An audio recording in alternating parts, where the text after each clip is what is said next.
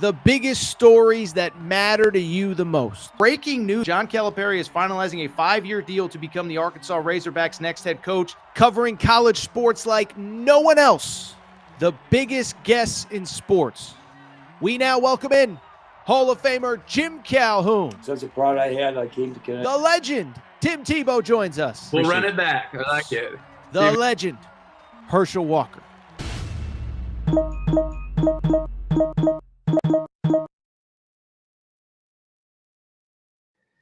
Welcome in, everybody. Monday night edition, Aaron Torres Sports Podcast. I'm your host, Aaron Torres. Hope everybody's doing well. Hope everybody's having a great day. It is a Monday in July. The show rolls on. And I'll say this, for a Monday in July, I feel like we got a lot to talk about here on today's Aaron Torres Pod. We're going to don't talk a ton of NBA, but we are coming off this Team USA debacle against Germany. They survived second straight game where Team USA basketball barely holds on for dear life. And I'm starting to worry about this predetermined gold that everybody was handing us. I'm a little bit worried about it. So we're going to talk about Team USA, which just finished as we got set recording a 4-point win over Germany. Second straight struggle for Team USA. From there, it is officially football. It is go time. Friday, the SEC releases its preseason poll 1 through 16. And I'm here to tell you there are three teams that I believe have been completely misranked, 2 overrated, 1 underrated. We're going to discuss that. Big Ten Media Days starts on Tuesday. We're going to preview that, what you need to know, Ohio State, Michigan, the new schools, USC, Oregon, etc. And then we'll wrap with some odds and ends. Did you see there's a Connor Stallions documentary coming out? We may discuss a little bit about that. ACC Media Days kicked off on Monday, and you can tell there is some tension in the air, so we'll discuss all that. Couple quick reminders before we get started. 1, make sure that you are subscribed to the Aaron Torres Pod and Aaron Torres Pod YouTube. If you're watching on YouTube, make sure to subscribe. We're talking college sports 365 days a year. We are ramping up for football. And, of course, basketball, there's plenty of going on as well, so we'll keep you updated there. Make sure to subscribe. Turn on the notifications. Appreciate your support. Also, make sure to subscribe to the podcast as well if you miss anything on Apple, on Spotify. If you want to do your boy Torres, leave a 5-star rating and review.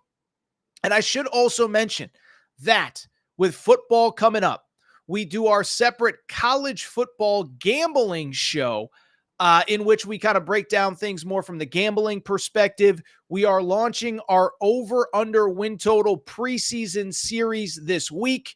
We'll hit on Alabama, Georgia, Texas, over-under win totals, as well as a few other teams. You can find that on college football betting. If you search Apple or Spotify, you'll see me, Aaron Torres. And we also have a separate YouTube channel, College Football Betting with Aaron Torres.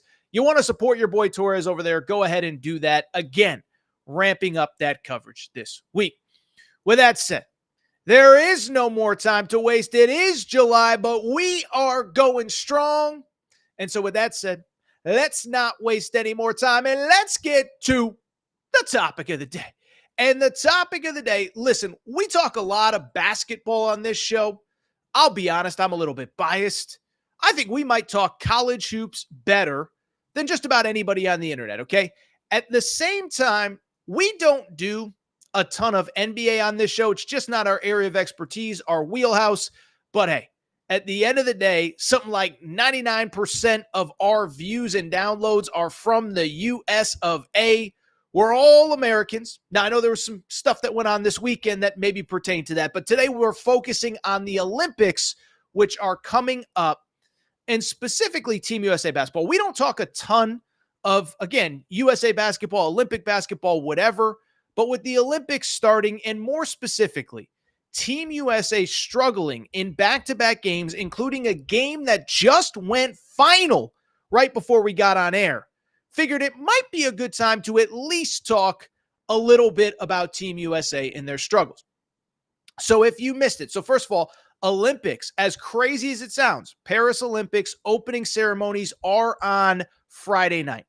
Team USA men's basketball begins their quest for gold on Sunday. They play Serbia, a team they have beaten in the preseason exhibition slate. Obviously, Nikola Jokic is on that team.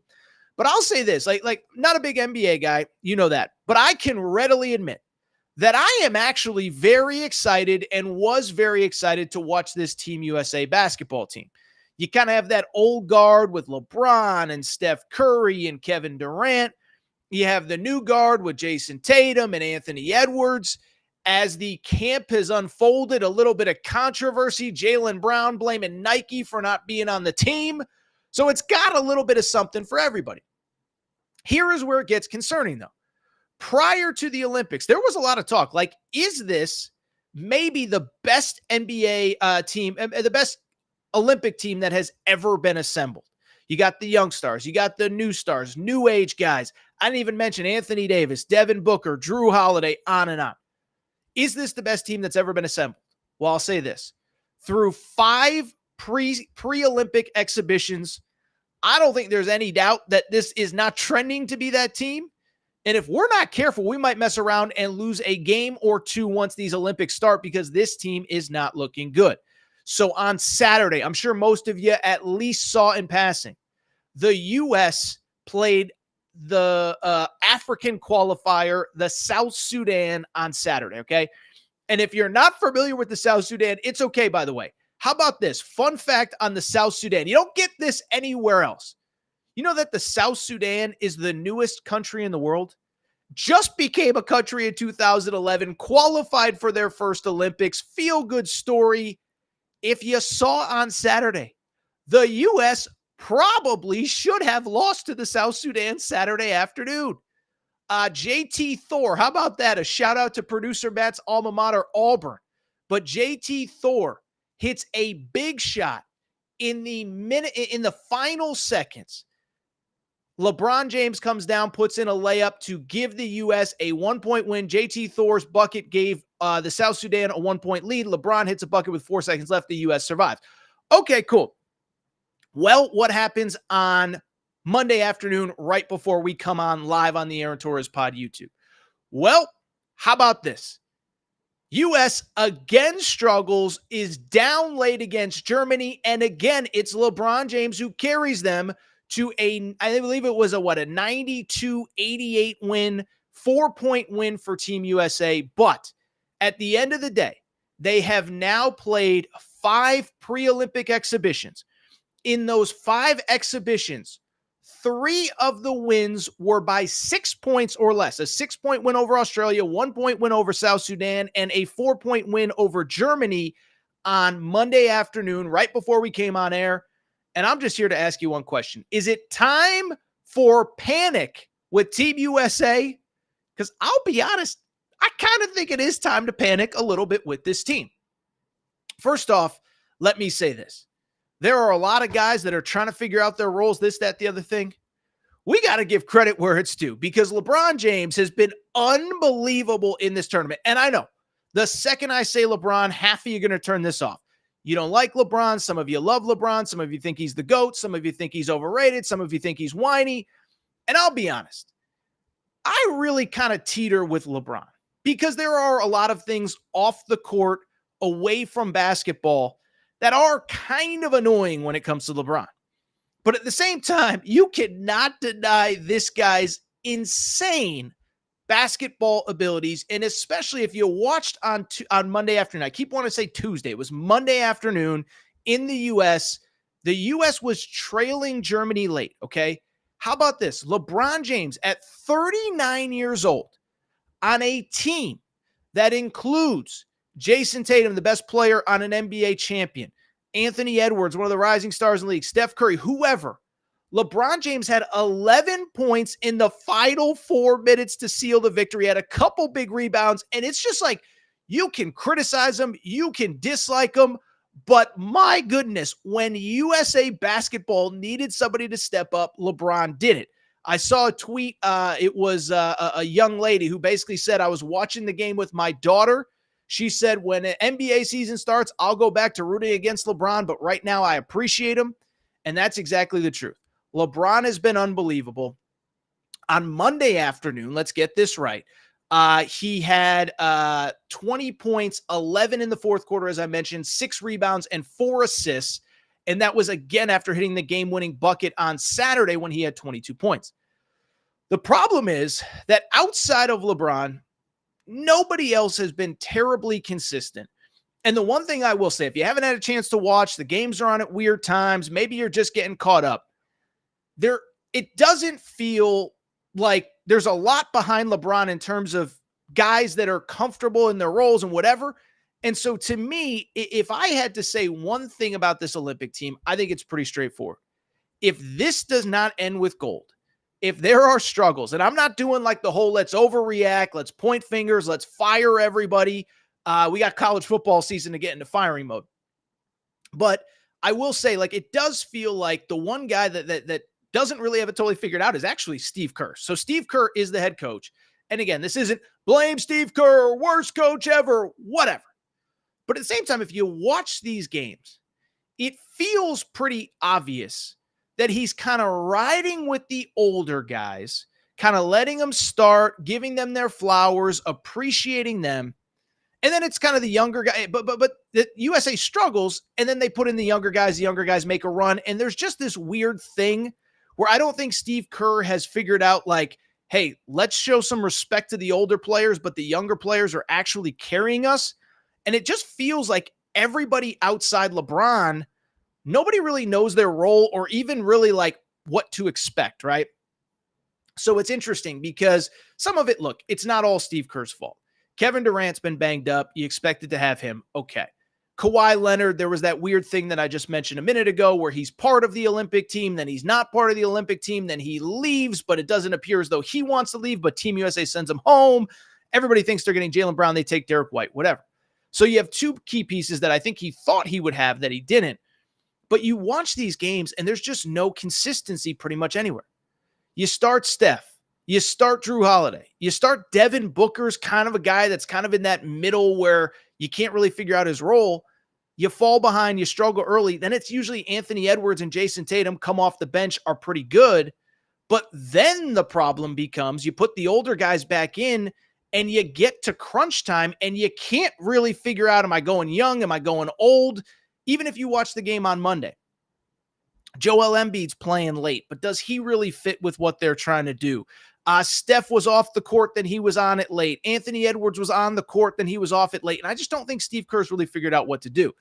Beyond that, I would say this wasn't really as much of an issue on Monday, but it was interesting that it did feel like Anthony Davis, has been the best big man on this roster. And that to me is the big question that it feels like everybody is asking is like Joel Embiid has started all of these games, but it kind of feels like we sure Joel Embiid should be starting and playing the most because Anthony Davis, I'll be honest, if there's one player, listen, I knew how good Anthony Edwards was. I knew how good Jason Tatum was, LeBron James was, whatever. And it's not to say that I didn't know how good Anthony Davis was, but because he plays in that LeBron shadow, because he plays with the Lakers, and the Lakers are always a story, but it's usually centered around LeBron, Anthony Davis has been the best big man on this team. And so I'll be curious what happens going forward. But two quick thoughts before we get to some football. One, Steve Kerr's got to stop being Mr. Nice Guy and figure out what the heck he's doing with these rotations. Old guys play, then young guys, then young guys, and then old guys close even though it's close and they probably shouldn't be. No one outside LeBron is consistent. Anthony Davis has probably been the better big guy of the two between him and Embiid. But two, I think the bigger issue is, or the bigger thought is, look, it's cliche, it's obvious, but it's true. Like, the rest of the world has caught up in basketball. They're not afraid of Team USA. I mean, you even watch the South Sudan. I mean, all those guys on that team were like, you know what? If we're playing against LeBron and all these guys, let's go ahead and take advantage of it, and let's go ahead and put our best foot forward and show what everybody's capable of. That South Sudan team was an interesting collection of guys. You had Carlik Jones, who played at Louisville. You had Mario Shayok, who played at Iowa State. You had Wenyen Gabriel, who played at Kentucky. None of these guys are NBA superstars. Some aren't even in the NBA. But they were not afraid of Team USA. It was the same with Germany on Monday. So we'll see what happens, but Team USA has got to figure this thing out. They do not look very good right now. And I'm here to tell you, look at that Canada team that has Jamal Murray, Shai Gilgeous-Alexander, Dylan Brooks. Serbia with Jokic would scare me. Germany play, like, the point I'm trying to make, these teams are not scared of Team USA. And if Team USA does not figure it out soon, they could be in some very big trouble once the games start on Sunday. All right, tell you what, we're about a month away from college football. Was not thinking we were going to start by talking Team USA, but how could we not after what happened today? So what we're going to do, we're going to take a quick break. We're going to come back and we're going to hit on a couple very interesting topics from the weekend. SEC Preseason Poll is out. There are 3 teams, in my opinion, that the media has completely missed on. Somebody should have asked Torres for his opinion. We'll talk about that. Big 10 Media Day starts on Tuesday. What do you need to know? What are the big storylines going in? And a couple odds and ends as Connor Stallions. We got a Connor Stallions doc coming, and there is quite a bit else to discuss. We'll take a quick break, discuss it all. Be right back. Before we do, many of you ask me all the time, Torres, what can I do to help support the show? You give me hours and hours and hours of content every single week. What can I do to help you? Well, I'll tell you what, do me a quick favor. Check out the Aaron Torres Media merchandise store for all of your team-specific shirts, hats, and more, all available at aarontorresonline.com/merchandise. A lot of you wondering, Torres, what can I get in that merch store? Well, first of all, we got our brand new Hope and Pope Kentucky basketball t-shirts. That's right. Mark Pope has arrived. He is here to save the day. Get your Hope and Pope t-shirts there. Also, Arkansas fans, the Big Pig Invasion is here. You can get your tees there. Basketball School Alabama shirts. Mora Hurley 2024 UConn shirts for your tailgates at Rentschler Field, your games at the XL Center or Gamble. And oh, by the way, your Mike effing Woodson gear for Indiana. If you love football, we got you covered too. We got more Dion shirts and hats than we even know what to do with. The freeze warning has hit the plains. Auburn fans, grab your freeze warning tees now. And of course, our new era, new rules shirt applies to Nebraska football and its incredible fan base. We have more coming for the fall, plenty in stock right now. So make sure to check out the Aaron Torres Media merch store at aarontorresonline.com/merchandise. And you can always hit me up with any questions. Aaron Torres Podcast Questions at gmail.com. All right, everybody. I'm back. Gonna be back. So, first of all, I want to thank all of you joining us here on a Monday in July. Quiet time. The crowd is bumping. If you're watching on Twitter, we got a lot of people watching on Twitter. Go over to the YouTube page. Do me a quick favor. Go ahead, click that little subscribe button on YouTube. We really do appreciate your support. But there is still a lot to talk about. And as we are, about a month away from the start of college football, we got to get into some very, very, very interesting news from the weekend. And then, as importantly, some interesting things that are going to come this week. Let's go ahead and start. Last week, we talked a lot of SEC Media Days. We talked that crazy Paul Feinbaum, Lane Kiffin dust up, Kirby Smart telling us that Georgia's finding players, Mark Stoops talking about Kentucky and that Texas A&M, whatever. The bottom line is that we talked a lot of SEC last week, but what's interesting is that after we got off air, the SEC released its preseason poll, okay? So remember, the SEC now, there are no divisions. We know Texas and Oklahoma are there. That conversation feels like it's been done. There's nothing new to break down there.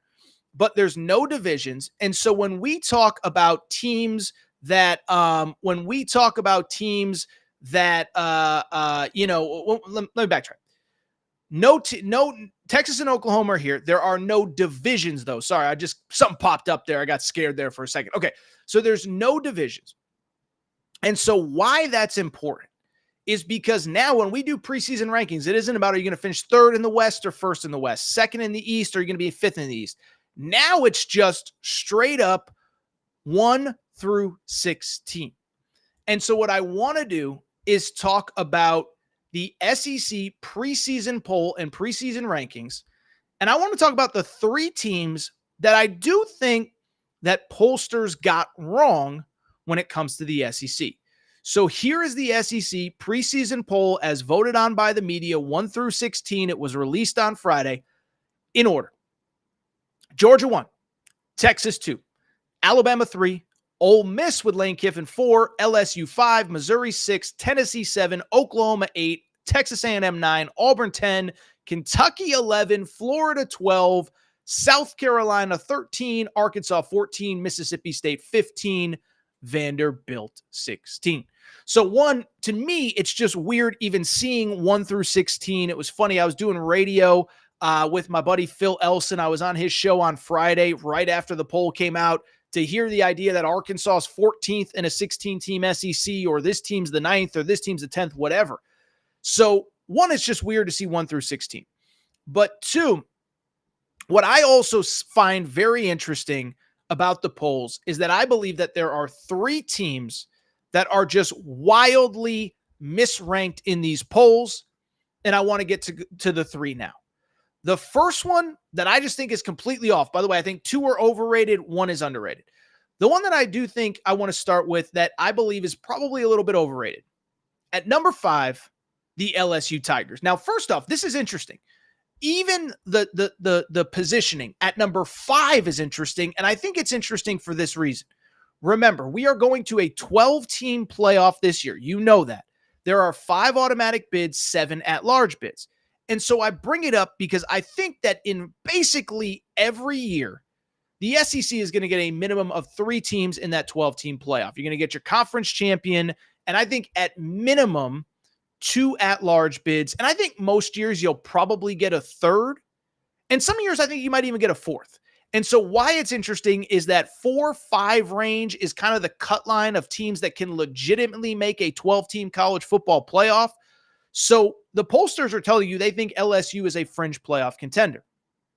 But beyond that, when I look at them, when I look at some teams behind them, I just think that bluntly, they're actually a little bit overrated. Now, to be clear, in case we get any LSU fans watching this video after the fact, I do believe in my heart of heart that Brian Kelly is an excellent college football coach. I've always been a big Brian Kelly guy.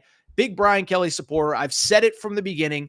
He was at Cincinnati when I was actually at UConn, and so I saw him come into that league in the old Big East football league and just take that league by storm. Mark D'Antonio had Cincinnati at a really high level. Brian Kelly took him to the next level, and ever since then, I have been basically a Brian Kelly stan. At the same time, what I would also say is this. 5th seems very high, especially when you consider what LSU was last year, what they're missing, what they lost, and what they're bringing back. When it comes to LSU, first of all, remember this.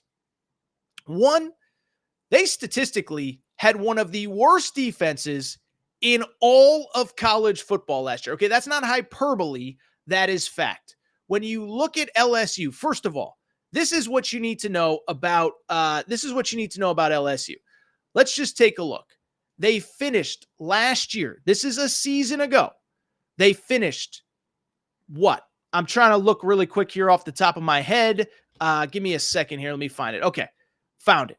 All right, LSU last year, they were 105th nationally in terms of total defense, 115th nationally in pass defense. They gave up 45 points to Florida State. Remember, Florida State scored 28 straight points in that season opening game. Gave up 55 to Ole Miss. Gave up 42 to Alabama. There are 3 losses last year, 45, 55, 42, and even in some wins. They beat Missouri, gave up 39 points. And so first off, the defense was awful last year. Now, I know they brought in Blake Baker, the coordinator from Missouri, and they should be better. But at the same time, even if the defense is better, we have to expect that offense to take a step back, right? Because think about it, right? Think about the offense. The offense last year, people forget this. You understand the offense wasn't just good last year?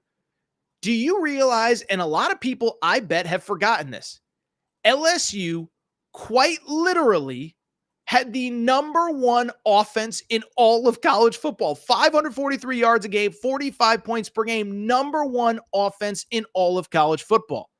Bottom line, I thought Jaden Daniels should win the Heisman because I said it a lot of times. Yes, LSU lost 3 games. They would have lost 3 more if Jaden Daniels wasn't incredible. And so even if the defense takes a step up, you have to replace a Heisman Trophy winning quarterback in Jaden Daniels. You have to replace 2 first-round draft picks at wide receiver with Malik Neighbors, who went to the Giants. Brian Thomas, I believe, went to, I want to say maybe the Minnesota Vikings. I can't remember off the top of my head. Bring it up because even if LSU is, and by the way, I think Garrett Nussmeier, their quarterback, is going to be good. I think their wide receivers are still among the best in college football. Kyron Lacey is really good. Mason Taylor, the tight end, is really good. But I mean, if you're talking about a team that a season ago was 9-3 with a Heisman Trophy winning quarterback and 2 first-round receivers, even if the defense is a little bit better, I think they could take a little bit of a step back on offense, and then where does that leave you? Now, the one thing I will say about LSU, schedule-wise, it ain't that bad, all things considered, okay? So in terms of the schedule, not terrible. They don't play Georgia. They obviously play Alabama, but that game's at home. They do open with USC in Vegas the first weekend of the year, and I'm intrigued by that game. We'll talk about USC in a minute when we do talk about the Big Ten and the start of the season. They also get Ole Miss and Oklahoma, both at home. So to their benefit, their 3 toughest SEC games, I would argue, Alabama, Oklahoma, and Ole Miss are all at home. They don't have to play Texas. They don't have to play Georgia. They don't have to play Missouri, which is a pretty good team. And then I will say, the schedule makers did do them some favors. Their 4 road games are South Carolina, Arkansas, Florida, and Auburn, okay? I'm not saying any of those or Texas A&M, excuse me. I'm not saying any of those places are easy to play necessarily, but you look at the schedule. They're playing Arkansas, which is picked 14th on the road. They're playing Mississippi State, picked 15th on the road. They're picking South Carolina 13th on the road. So you talk about, of their 4 road games, 3 of them are against bottom 4 teams in the league in the preseason, but I still worry about LSU. I think I'd have them in that 7 to 8 range. I think there's probably at least 2 teams that I would put ahead of them, but LSU is the first team that I think is probably a little bit overrated.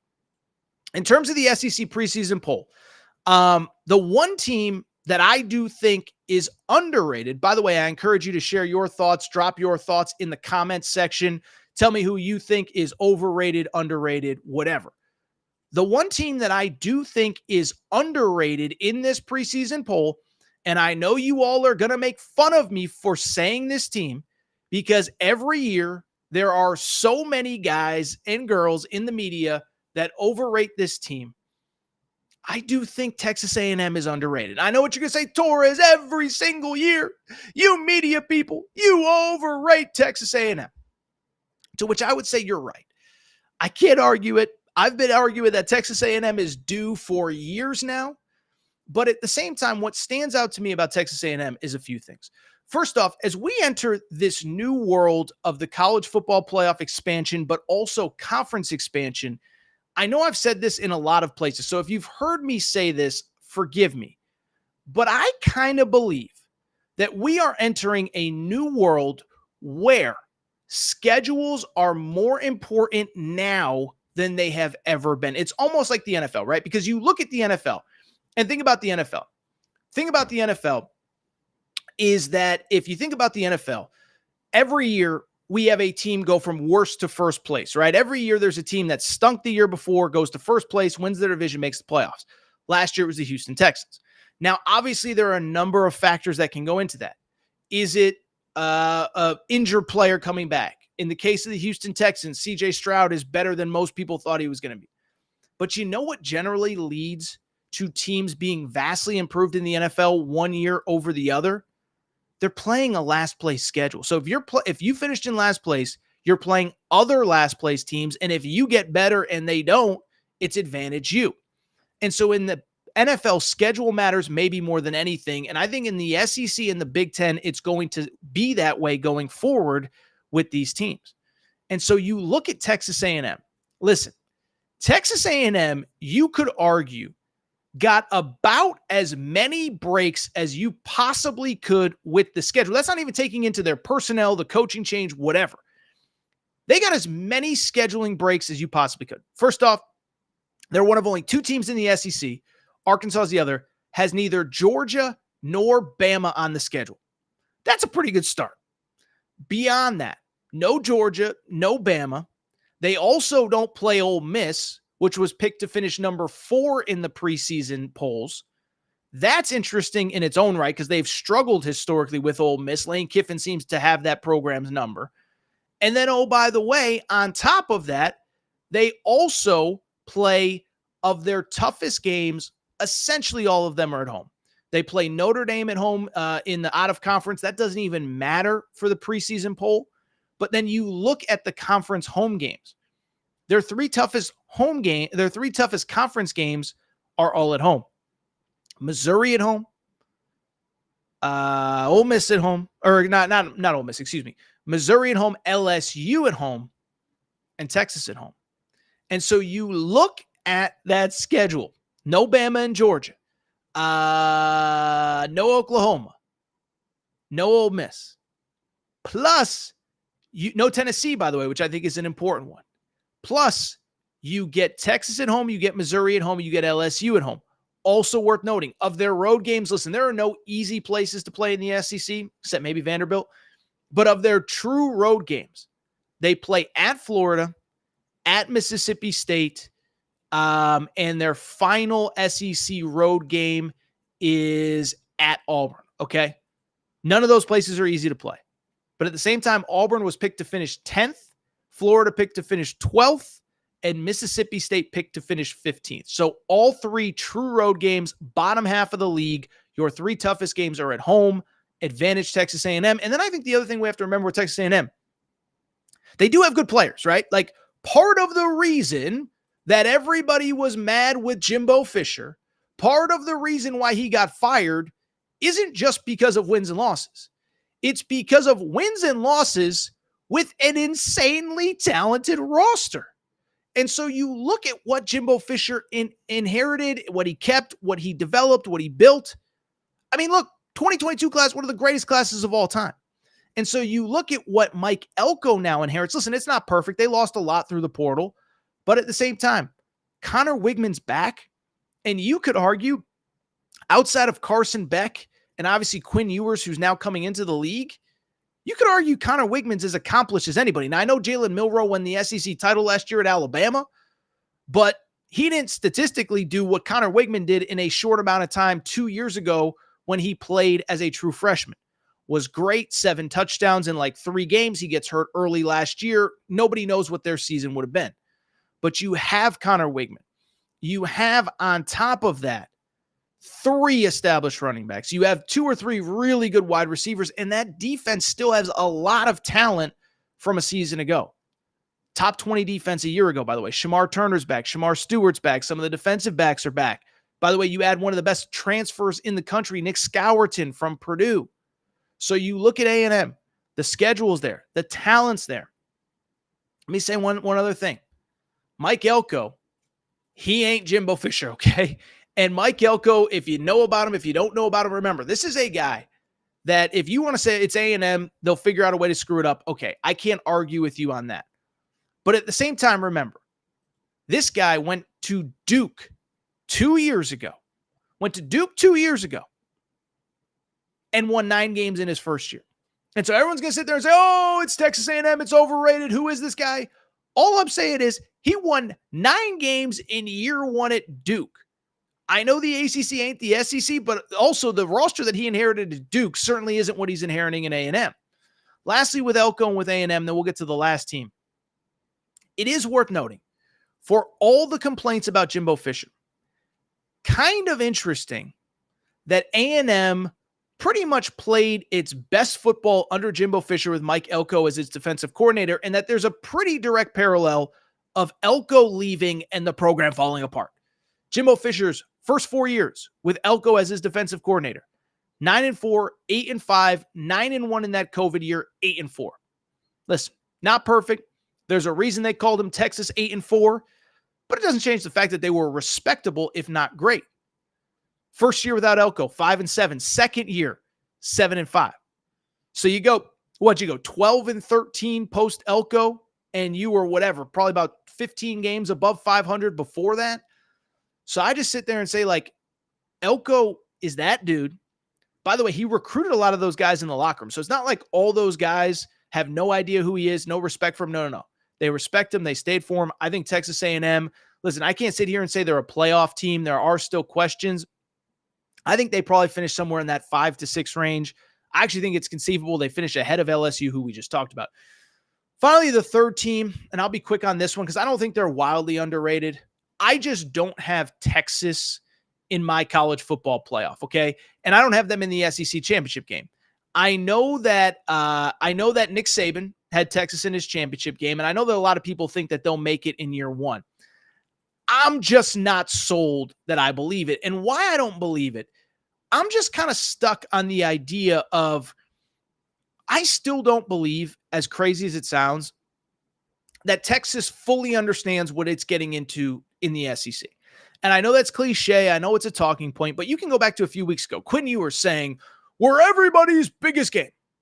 No, you're not. You're definitely not. Like, a lot of people have Bama, a lot of people have Georgia, a lot of people have rivalry games. You're not everybody's Super Bowl. This ain't the Big 12. You ain't the biggest fish in the pond anymore, okay? And so I worry about that. We talked about it last week. I worry a little bit about Quinn Ewers, who I just look at him. 2 years in a row he's gotten hurt. Arch Manning, yes, he is a prominent backup, but is he ready to play? And then 3, I do think the week-to-week schedule with the SEC, it's just different than the Big 12. Now, Texas basically got the most scheduling breaks that you possibly could in the SEC. They have a very manageable schedule in this league. They only play 3 road games because Oklahoma counts as a road game for them, even though it's neutral. And they do have that Oklahoma-Georgia back-to-back. That's brutal. But Georgia's at home, no Alabama, no Ole Miss, no LSU, no Missouri. It's about as nice of a break as you can get. But I also do think between Georgia, between a trip to Michigan in the out-of-conference, and then also, I know A&M and Arkansas aren't picked to finish very high in this league, but those are 2 very tough places to play. You look at Arkansas. Remember, what did Steve Sarkisian say about Arkansas? Those people hate us more than they love themselves. That's probably true based on every Arkansas fan that I've ever talked to. A&M, Kyle Field will probably be one of the 2 or 3 craziest environments in college football. And I just don't know if they have that week-to-week, okay, we got to show up every single week ready to go. Again, Michigan on the road, Georgia at home, Oklahoma on a neutral, plus at Texas A&M, at Arkansas.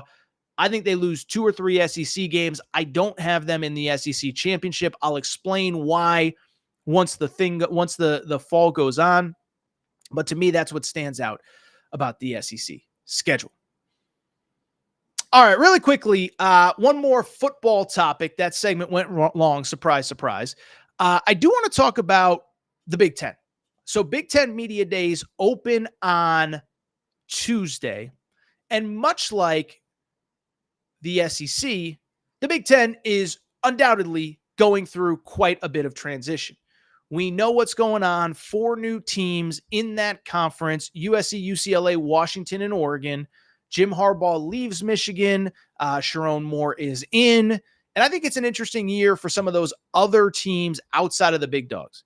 Nebraska, can they make a step up in year 2 under Matt Rule? Same with Luke Fickell in Wisconsin. And so with the Big Ten set to have their media days here on Tuesday, want to go through 5 storylines, 5 big questions that I have for the Big Ten. And I'm going to try to be a little bit quicker than I was with the SEC, but I don't do a good job of that. So first off, question number 1. Let's start with Ohio State. And what I want to know is Ryan Day's NIL spending spree, is that going to make a difference this year? So Ohio State, we kind of know what's going on there, right? So Ohio State, if you remember last year, we all do. Come into the year, to their credit, they start 11-0 in true Ryan Day fashion. They really don't have any sort of bad loss to start the season, but they don't play great always. They probably easily could have lost to Penn State. The quarterback play isn't great with Kyle McCord. I won't blame Ryan Day on that. They go to Michigan. They end up losing to Michigan. And then I will believe to my death that the game that really buried Ryan Day was the Cotton Bowl against Missouri. If you remember that Cotton Bowl, it's easy to forget now because the third straight loss to Michigan, you're on the road. You have the ball with a chance to win the game late. Kyle McCord throws an interception. And coming out of that game, I felt like Ryan Day did not get enough heat and that it was Kyle McCord who took all the heat. He had to transfer. Well, then you go to the Cotton Bowl. Devin Brown gets hurt in like the first series or the second series. You're down to your third string quarterback and you get embarrassed, okay? And so in the offseason, Ryan Day kind of understood like, I got to gear up because if I don't win and win big next year, I'm out. And so what did he do in the portal in the offseason? First off, even before the portal, got several big-name players to come back.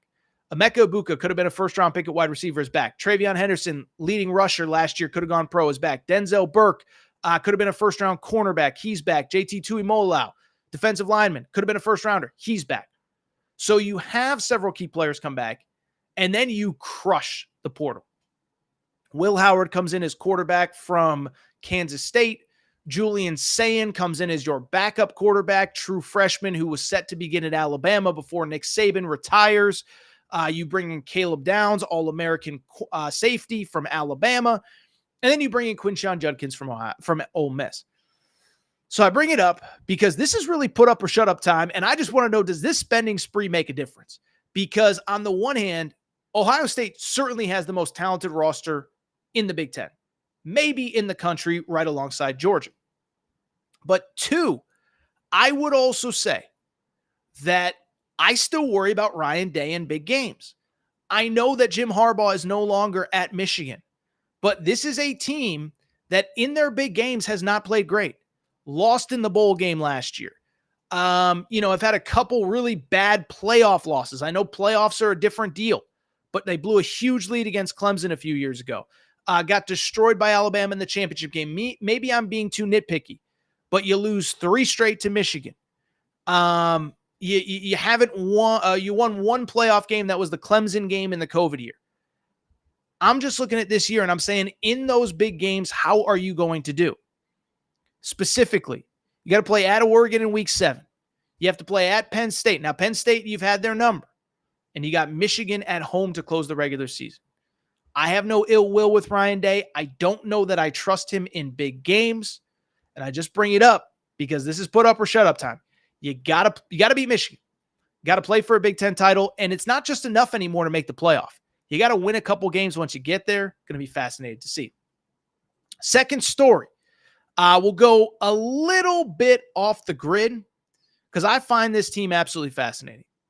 It is Lincoln Riley and the USC Trojans. And Lincoln Riley, I'll say this. I don't know that I ever remember a single person who his brand has gone from super hot to super cold overnight quite like Lincoln Riley. You can see at the bottom of the screen on the scroller, producer Matt, appreciate all your hard work before the show. Remember, USC went from 2 seasons ago playing for a Pac-12 title to, by the way, if USC in Lincoln Riley's first year wins the Pac-12 championship game, they go to the college football playoff. They fall short, finish 11-3, whatever. Last year with the reigning Heisman Trophy winner, go 7-5 in the regular season. And what's wild, if you go back and look, they won 2 or 3 games by a score or 2. Remember, they only beat Colorado by 7. They needed overtime to beat Arizona. So they were much closer to 5-7 than they were 9-3 or 10-2. So you lose Caleb Williams, and I'm just fascinated to see this team. Now, I'm not as down on them necessarily as others. Remember, Miller Moss, their quarterback, came in the bowl game and ended up throwing 6 touchdowns in that bowl game. But the defense, much like we just talked about with LSU, that defense was really bad last year. They brought in an entirely new staff. They brought in the defensive coordinator from UCLA. Remember, UCLA had a top 10 defense last year. But at the same time, I just don't even know what to expect from them. The quarterback play probably won't be as good.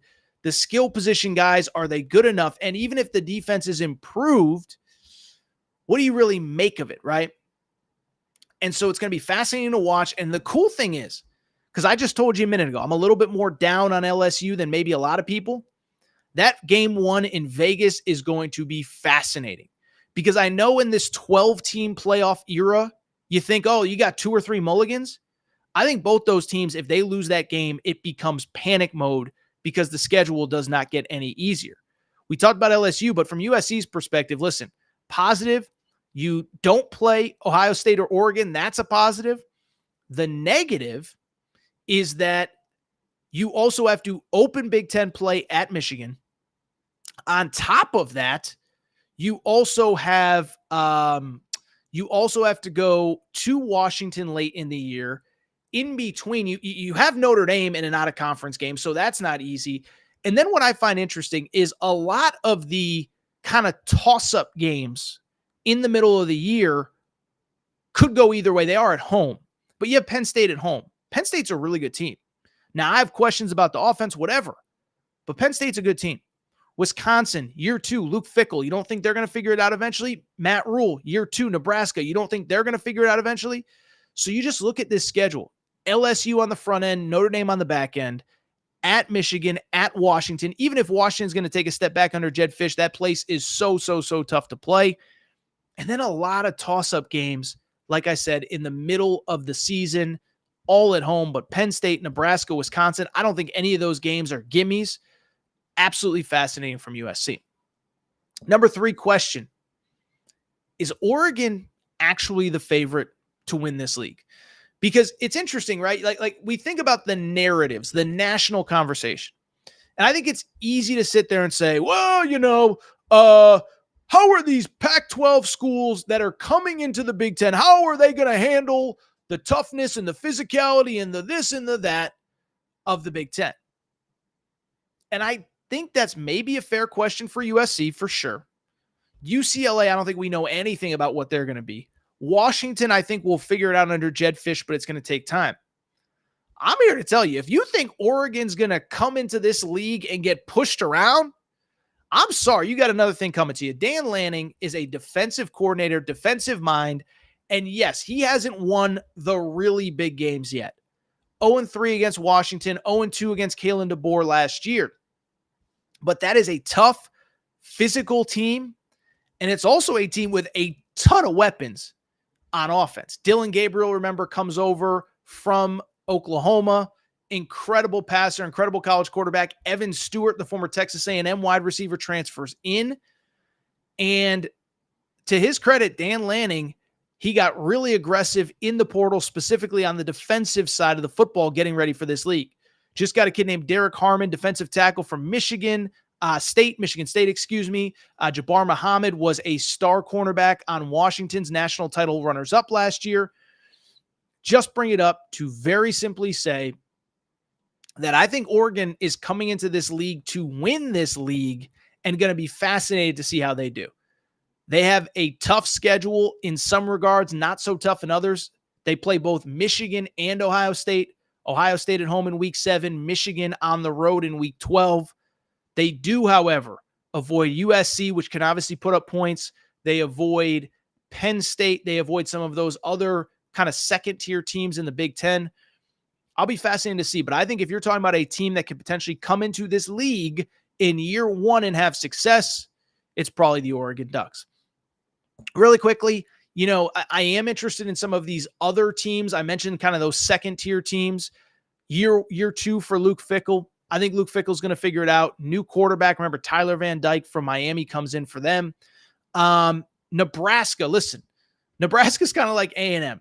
We've been waiting a long time to figure out if Nebraska will ever get back to being kind of, forget what they once were, just kind of respectable.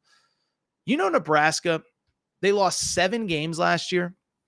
Of the 7 games, 5 were by a touchdown or less, and 4 were by 3 points or less.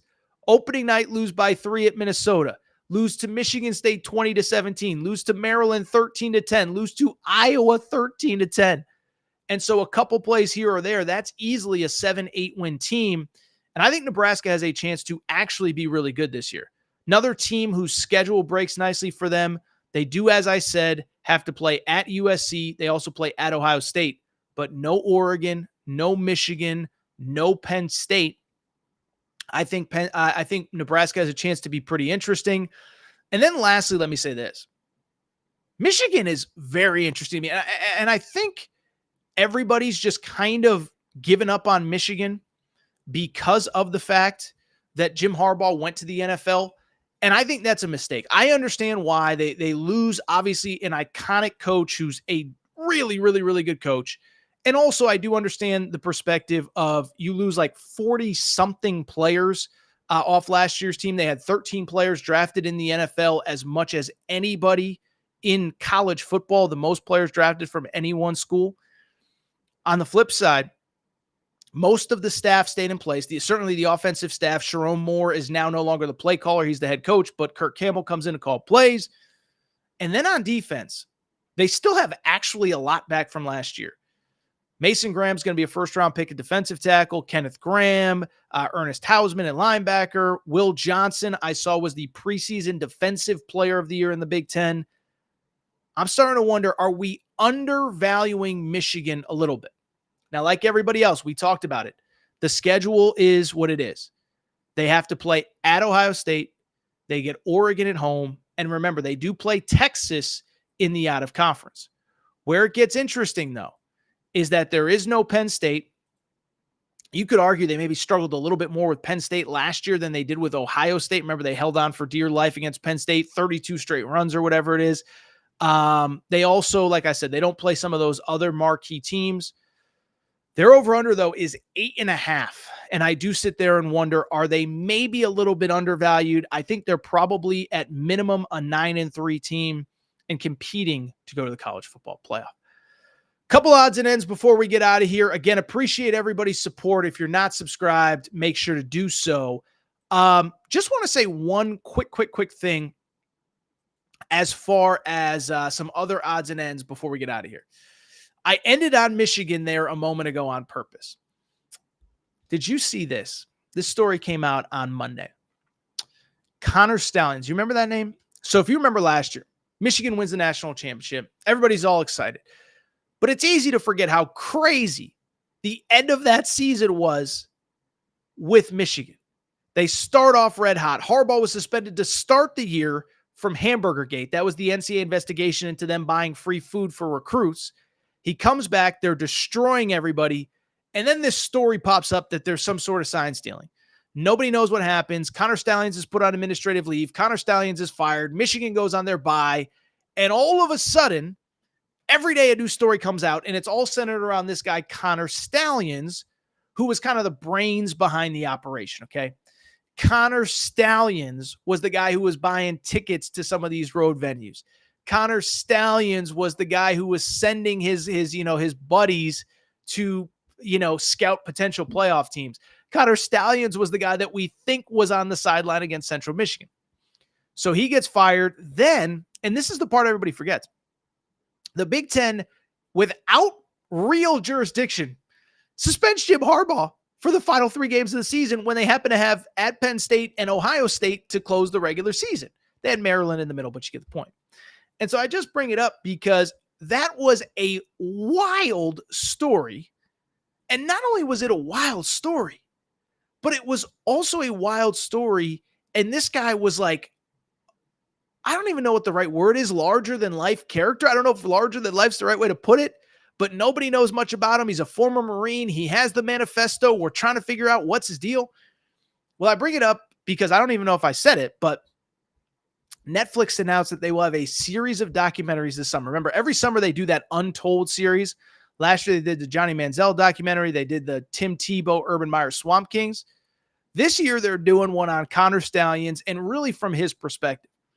And so I'm fascinated to watch. I'm fascinated to see because I don't know what to expect. He has never told his side of the story. Kind of wild because, of course, the NCAA is still investigating Michigan about the sign stealing stuff. But I'll be curious from his perspective because I will say in his defense, it felt like by the end it became a witch hunt and it felt like it became kind of out of control. You started seeing these videos pop up. Oh, they knew it was a run play. Well, I mean, it's 2nd and 1. I mean, is that sign stealing or is that football? Oh, they knew it was a pass play. Yeah, it's 3rd and 11. Of course they're going to pass the ball. So it'll be interesting. I'm curious. I'll say this. I may have tried to reach out to Connor Stallions a few times to just talk to him, get him on the show. He has been very quiet. He has been in hiding. He was at the Rose Bowl, by the way, when they beat Alabama. He was at the championship game when they beat Washington. But I am just fascinated to see how this all unfolds. By the way, I should mention one other football topic. ACC Media Days started on Monday. We could have done a whole separate Clemson, Florida State thing, but it was kind of interesting. Like, the ACC was very outwardly just acknowledging, yeah, these guys don't want to be here. They have a contract. We're not letting them out of that contract. Interesting times in the world of college sports. All right. Just gave you an hour of content on a day when there really wasn't that much, but I appreciate everybody's support. So, if you're not subscribed to the Aaron Torres Sports Podcast, what I need you to do, make sure to go ahead and subscribe to the show. 1, if you're not watching on YouTube, go over to YouTube, search Aaron Torres Pod, and once you're there, go ahead, click the subscribe button, okay? We are going to ramp up. There will be more interesting things to talk about in time, I promise, but it's pretty quiet in terms of news and notes, but I appreciate everybody's support. If you're not subscribed on YouTube, make sure to subscribe. Apple, Spotify, as well on the podcast feed. And just make sure you're paying attention. We're grinding this out. Everybody else is taking vacation. We're still rocking and rolling. But we're going to get out of here, and we'll be back on Wednesday with a new show. As I mentioned, if you want more college football content, we are starting the college football betting feed back up. We're kind of looking at over-under win totals for all the big teams. We'll do Alabama, Georgia, Texas this week. So make sure you're subscribed there on Apple and Spotify. And we have a separate YouTube channel for that as well. With that said, it is time for me to get out of here. Appreciate everybody's support. And I will be back on Wednesday. Shout out to Torrin Craig. Shout out to Rachel, who hates my voice. Shout out to JJ Redick, you F-head.